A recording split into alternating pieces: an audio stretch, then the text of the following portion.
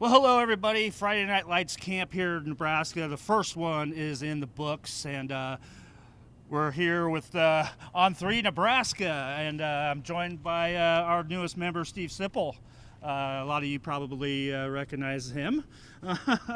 But Steve, we got to see, we saw a camp go on here tonight, but Yes, there was an awful lot of official visitors that were here. They weren't taking part in the camp, but they really, you could see the relationships that they were building with the coaching staff and the players.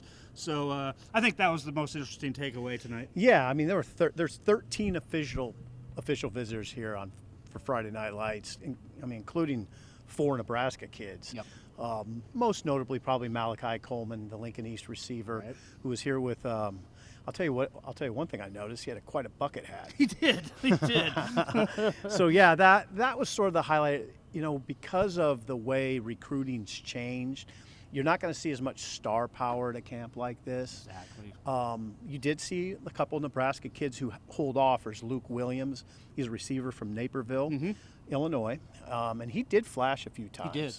Luke Williams, class of 2024 wide receiver from Naperville, Illinois, is a name that people probably should remember. Carter Nelson is a tight end from Ainsworth who was on hand.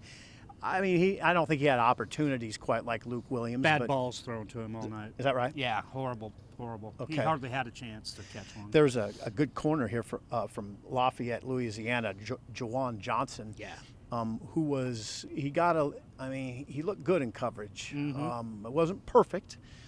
Faced some pretty good receivers at times, but that's a kid that is clearly on Nebraska's radar. Yeah, and he made a few plays there that kind of brought the crowd in. Yeah. All the players and stuff that were there on the sidelines were enjoying some of the plays that he made there tonight. Yeah, I mean, my biggest takeaway is just sort of the evening. Yeah. I mean, they're back out here. They had 275 campers approximately. You saw all the coaches out there, Scott Frost walking around, talking to various campers.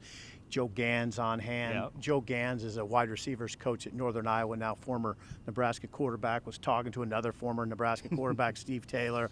So you had 3 former Nebraska quarterbacks out there, if you include Which Frosty. is pretty cool. Yeah, So, and also, you had a couple legacy guys. Yeah. Maurice Purify has His a son, at Lincoln North Star, and Donald DeFran Jr. He's a kid at Lincoln High.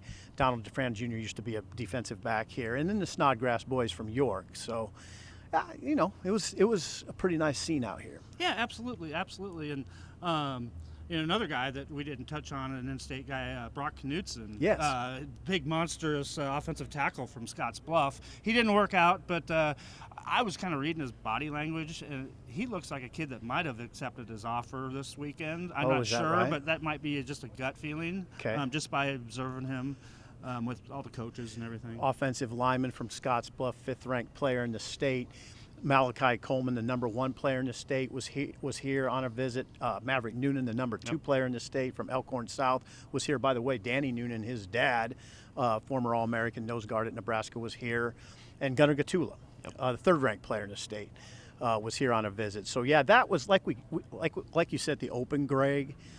That was kind of the highlight of the night, seeing those 13 official visitors strolling around. And I'll tell you what, when you see them, you get it. I mean, those dudes, when they come out, 3 and 4 star players, it's pretty telling. Absolutely. And another takeaway that I had, we got a chance to see some of the new coaches in action. Yeah. Mickey Joseph actually doing some coaching, and Mark Whipple doing some coaching. Donovan Raiola really was getting into it. So that was really impressive to me. I mean, because all spring we didn't get to see any of that. Then the spring game obviously was so watered down.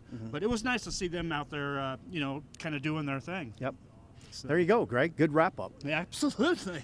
Well, that's our first installment here with our newest member of the team, Steve Sipple. So, keep tuned in to On 3 Nebraska, and we have a 7-on-7 camp coming up on Sunday. So check for that video.